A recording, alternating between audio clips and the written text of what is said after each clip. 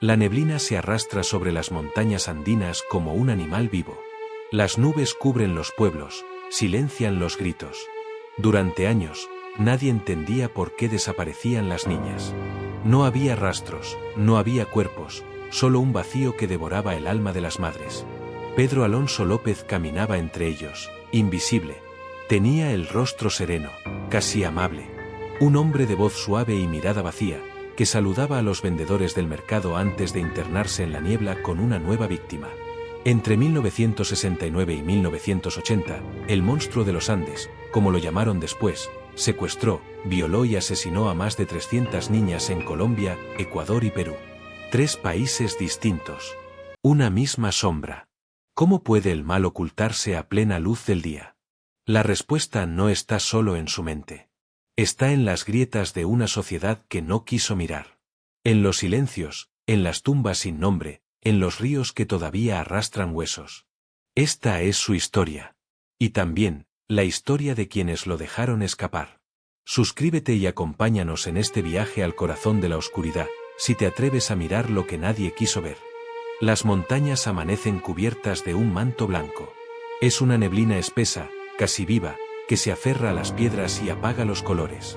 Desde lejos, el pueblo de Ambato parece un cuadro detenido en el tiempo. Calles sin prisa, techos de teja húmeda, y niños que corren descalzos tras un balón gastado. Pero bajo esa calma rural, algo se mueve. Algo que observa, que mide cada distancia, cada sombra. En 1978, las desapariciones comenzaron como un susurro. Una niña que no volvió de la escuela. Otra, que no llegó al mercado. Los padres pensaron en secuestros, en la pobreza, en los caminos peligrosos que llevan al río. Pero pronto el miedo se hizo rutina. Las madres dejaron de dormir. Las campanas repicaban cada tarde sin motivo aparente. Pedro Alonso López era solo un rostro más entre los rostros. Delgado, con bigote fino, mirada distraída. Vendía baratijas, hablaba poco. Los niños lo seguían a veces, curiosos por su acento extranjero. Nadie imaginaba que ese hombre cargaba una historia de abusos y abandono. Nacido en 1948, en Tolima, Colombia, hijo de una prostituta, expulsado del hogar a los 8 años. Sobrevivió robando comida y durmiendo bajo los puentes. En su adolescencia, fue violado en prisión. A partir de entonces, su mente se quebró. La criminología moderna lo clasificaría como un predador oportunista, término que define a quienes no planifican sus ataques con precisión militar, pero repiten patrones psicológicos: niñas pobres, solas, vulnerables. López elegía víctimas con el instinto de un cazador que conoce el silencio del bosque. El mito se alimentó rápido. Algunos campesinos hablaban de un espíritu que raptaba a las niñas y las escondía en los cerros. Otros decían que era el castigo de Dios. La policía, escéptica, apenas tomaba notas en libretas manchadas. ¿Cómo investigar cuando los nombres desaparecen entre las nubes? Un vendedor ambulante juró haberlo visto caminar con una niña hacia un camino de tierra. Dijo que su voz era suave, como la de un maestro. Dijo que ella no parecía tener miedo. Lo que nadie vio fue lo que ocurría después, en las quebradas vacías, donde el eco no regresaba. Cada amanecer, las madres revisaban los mercados, los caminos, las iglesias. Los cuerpos nunca aparecían. La niebla los guardaba. Y así, poco a poco, Ambato comenzó a hundirse en un silencio denso, un silencio que olía a humedad y a muerte. Una tarde de noviembre, una niña apareció corriendo desde el bosque, temblando, con la ropa rota. Dijo que un hombre la había llevado con promesas de juguetes y comida. Que la ató. Que habló con ternura mientras preparaba el cuchillo. Pero ella logró escapar. Por primera vez, la leyenda tenía un testigo. Y un rostro. ¿Sobreviviría algún pueblo a saber que el monstruo vive entre ellos? La niña temblaba tanto que los agentes tuvieron que cubrirla con una manta vieja. No recordaba su nombre completo, solo la voz del hombre que la engañó con caramelos. Dijo que hablaba con calma, que no gritaba, que parecía bueno. Esa palabra cayó en la habitación como un golpe seco. El informe policial fue breve, casi torpe. Pero bastó para que un patrón emergiera. Las desapariciones seguían la misma ruta que los mercados ambulantes, un circuito que cruzaba las provincias andinas. Aquel hombre viajaba de feria en feria, vendiendo baratijas y comprando silencio. Pedro Alonso López se movía con precisión instintiva. Dormía donde podía, comía lo que encontraba y observaba. Tenía una mirada vacía, pero sus manos eran tranquilas, calculadas. Las víctimas decían que sonreía antes de atacar. No gritaba. Solo esperaba el momento exacto. La policía de Ambato organizó redadas. Revisaron los caminos, interrogaron a los forasteros. Nadie encajaba del todo. En un país dividido por la pobreza y la desconfianza, los rostros se confundían. Cada campesino era un sospechoso más. El miedo se volvió cotidiano. Los mercados cerraban antes del anochecer, los perros ladraban a la neblina como si olfatearan algo invisible. Los archivos de aquella época, hoy amarillentos y rotos, revelan una cadena de omisiones, denuncias archivadas, informes sin firma, testigos ignorados. En palabras de un antiguo agente, creíamos que eran historias para espantar a los niños. Pero el mal no necesitaba historias.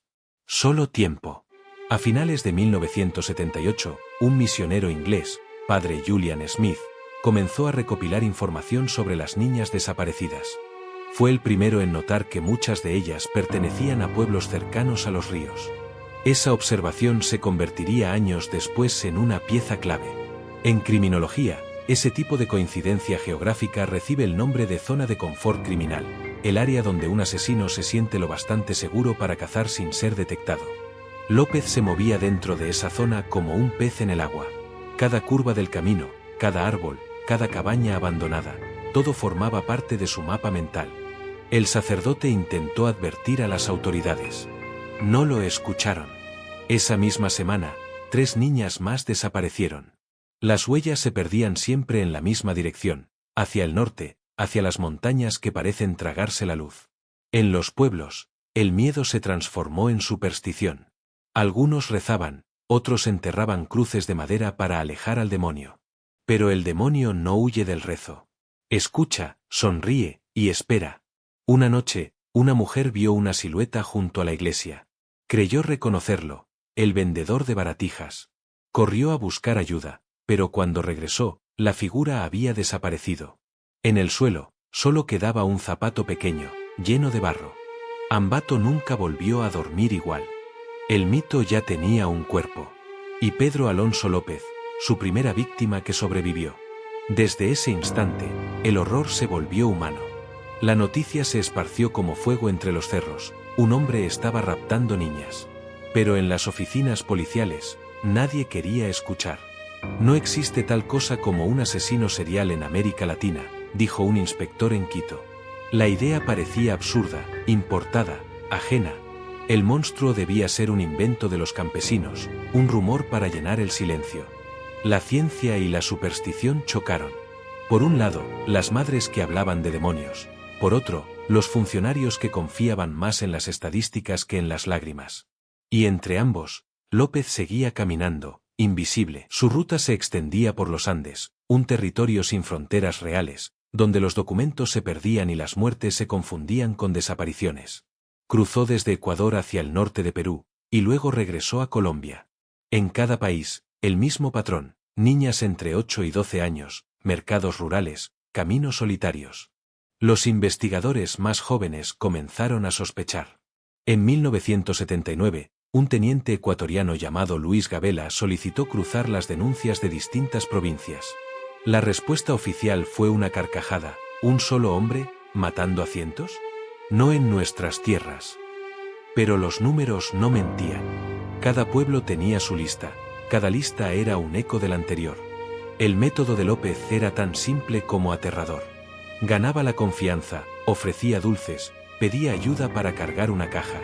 Luego se alejaba del pueblo, siempre hacia las zonas boscosas o los márgenes del río. Su frialdad desconcertaba incluso a los psicólogos que lo estudiarían años después. No mataba por rabia. Mataba por hábito. En los informes forenses posteriores se usa un término clave, firma criminal, que define las acciones que un asesino repite sin necesidad práctica, impulsado por su psicología profunda. En el caso de López, su firma era la calma, siempre hablaba con suavidad, siempre cubría los cuerpos con tierra poco profunda, como si intentara ocultar algo más que un crimen, tal vez su propio pasado. Mientras tanto, los periodistas locales empezaban a conectar los puntos.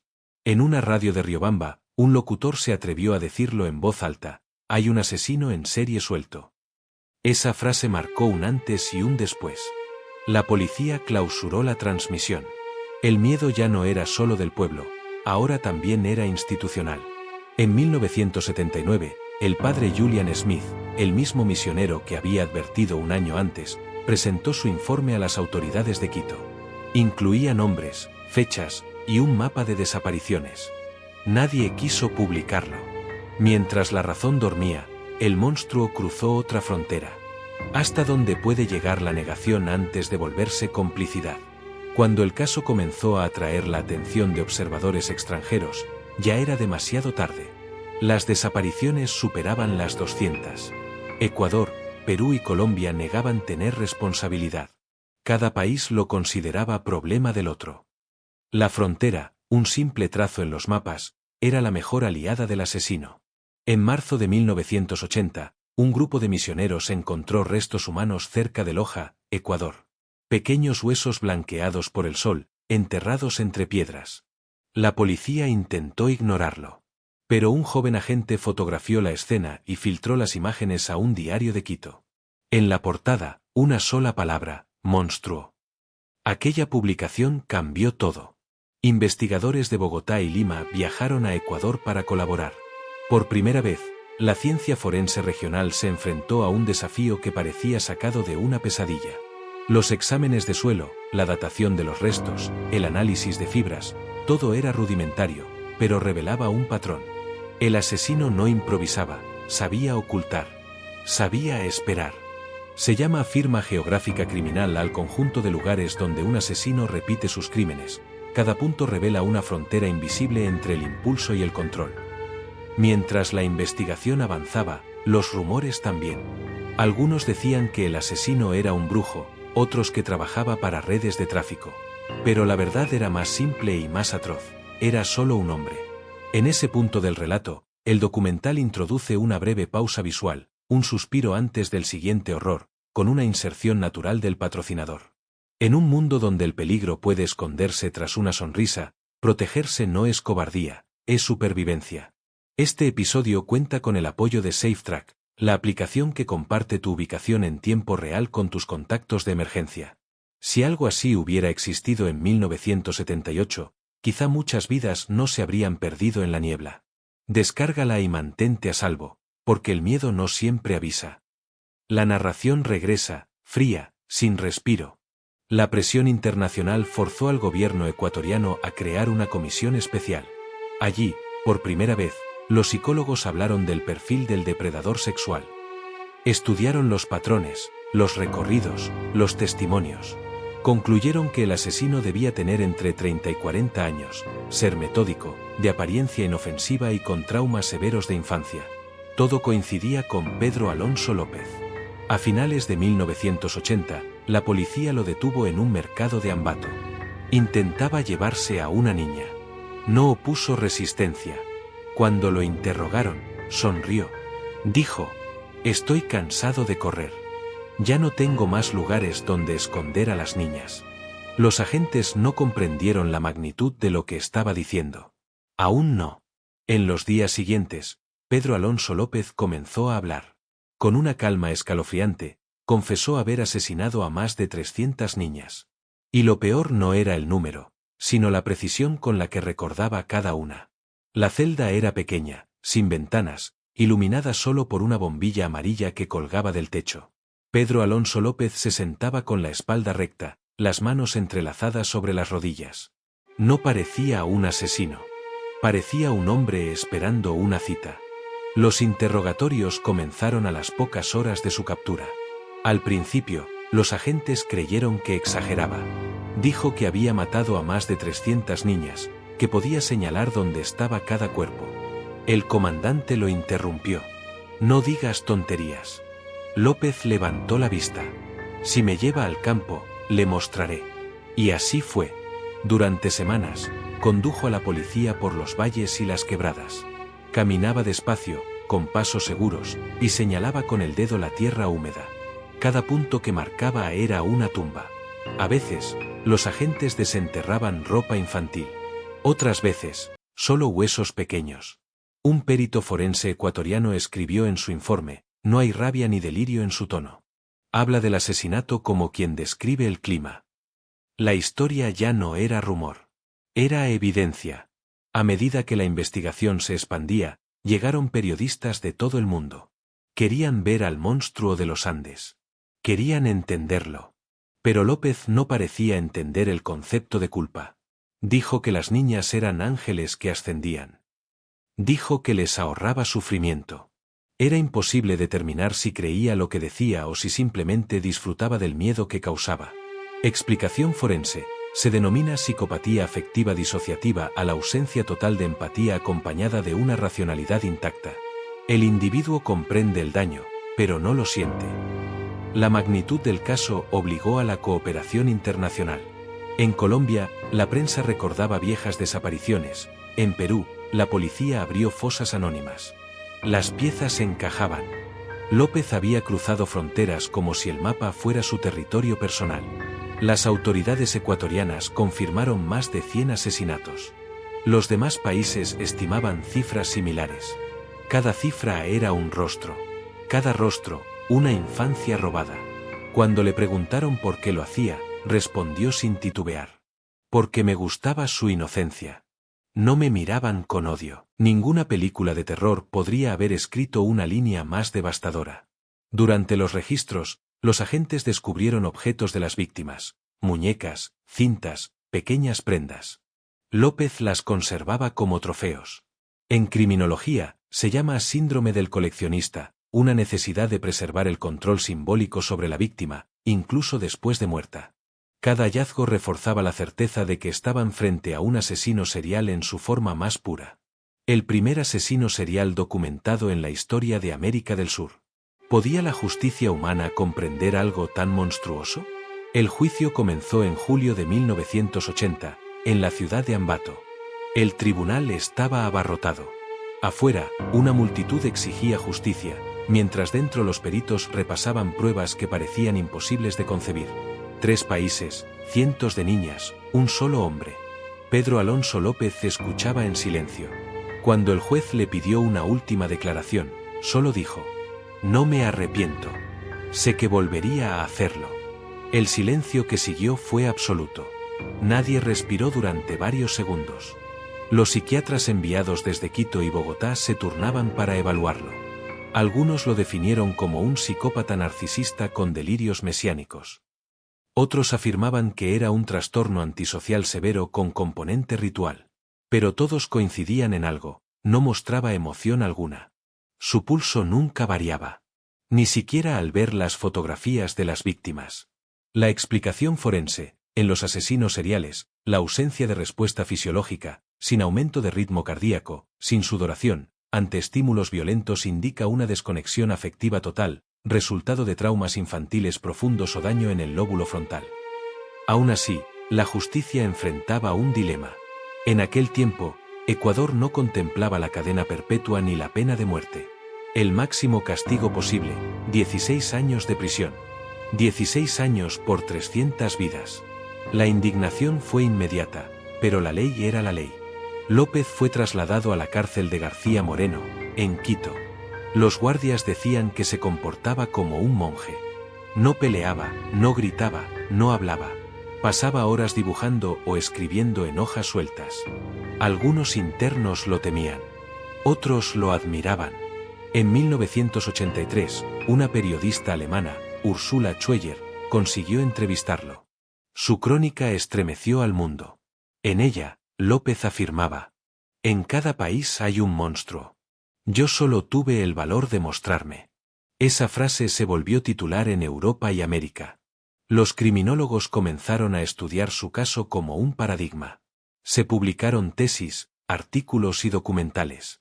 En ellos, López se transformó en un espejo oscuro de la humanidad, un recordatorio de hasta dónde puede llegar la indiferencia. En 1994, tras cumplir su condena, las autoridades ecuatorianas lo liberaron por buena conducta. Lo deportaron a Colombia, donde fue internado brevemente en un hospital psiquiátrico. Un año después, fue dado de alta. Y desapareció. Nunca volvió a ser visto. Algunos investigadores creen que murió en las calles de Bogotá. Otros, que cambió de nombre y siguió viajando. En 2002, una nueva ola de desapariciones infantiles en el sur de Colombia revivió el miedo. Nadie pudo probar nada. El monstruo se había disuelto en la multitud, como si la niebla misma lo hubiera reclamado. Y así, la historia entró en su fase más perturbadora, el silencio. El 31 de agosto de 1994, la puerta del penal de García Moreno se cerró tras él. Pedro Alonso López salió caminando despacio, con la misma serenidad que lo había acompañado en cada interrogatorio. En sus manos no llevaba nada. Ni equipaje, ni remordimiento. Solo una mirada vacía. Afuera, nadie lo esperaba. Ni periodistas, ni policías, ni víctimas. Solo el viento helado de Quito. El Estado lo deportó a Colombia como si quisiera deshacerse de una sombra. Lo recibieron en un hospital psiquiátrico de Pasto. Permaneció allí un año. Los médicos informaron buena conducta, comportamiento controlado. Su expediente fue archivado. Al año siguiente, desapareció sin dejar rastro. Desde entonces, el silencio se volvió parte del caso. Sin cuerpo, sin muerte oficial, sin cierre.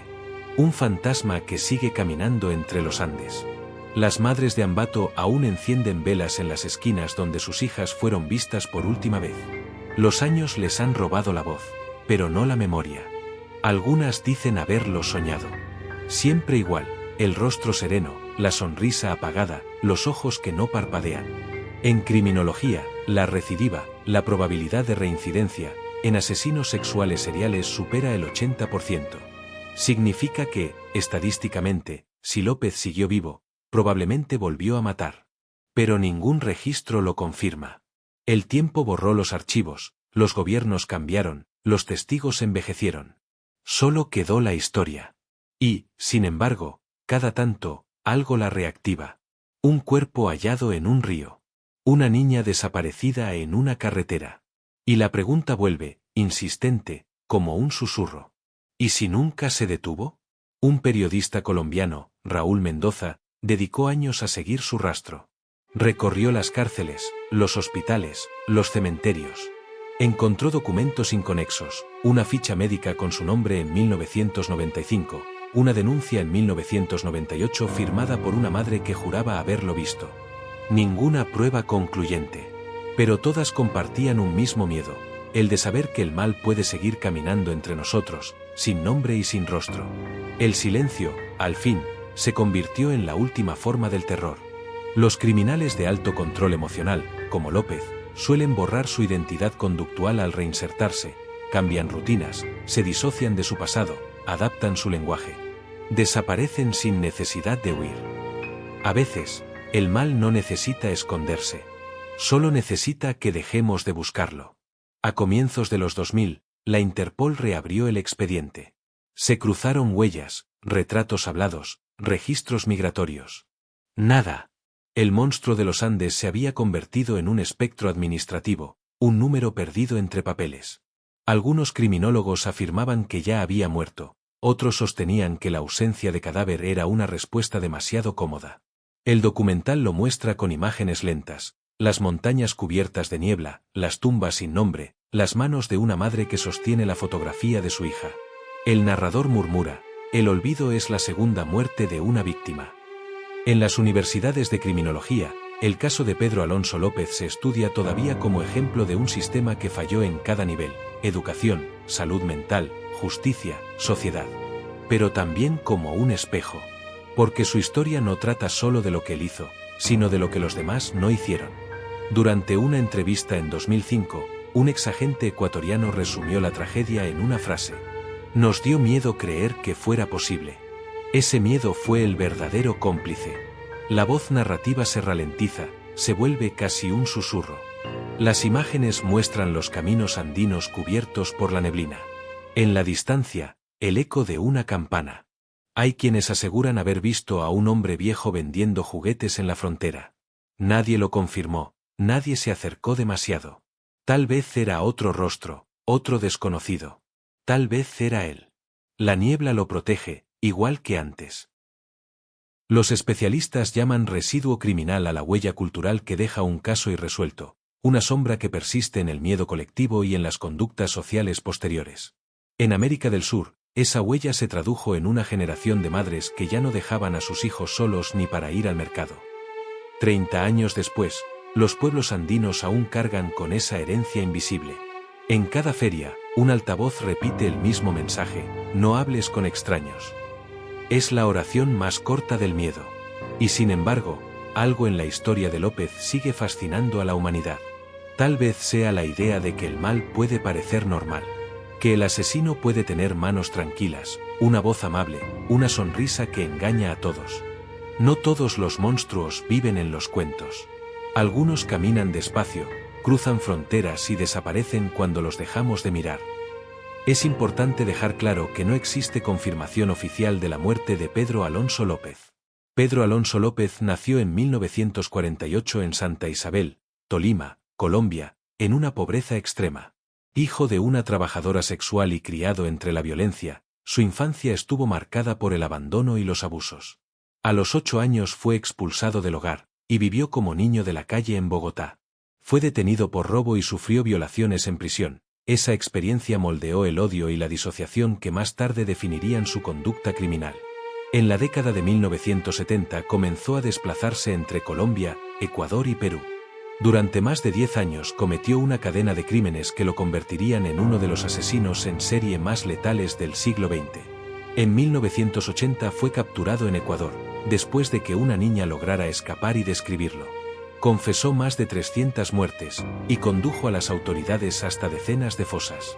Aunque fue condenado en Ecuador, cumplió solo 14 años de prisión y fue liberado en 1994. Después desapareció. Su paradero sigue siendo desconocido. El caso sacudió la conciencia de América Latina. El caso de Pedro Alonso López revela algo más profundo que la historia de un solo asesino. Muestra cómo la violencia puede incubarse en la marginación, el abuso y la indiferencia. López no nació monstruo, fue moldeado por un entorno sin contención emocional ni justicia. Eso no lo absuelve, pero lo explica. En criminología se enseña que el mal absoluto es raro, lo común es el mal permitido. Las negligencias, los prejuicios, la falta de acción, cada omisión fue una puerta que él cruzó sin resistencia. Cualquiera puede convertirse en víctima de su propio entorno cuando el dolor se normaliza y el odio se confunde con fuerza. Los monstruos no surgen del vacío, nacen del silencio de los demás. Donde hay abandono, hay espacio para el crimen.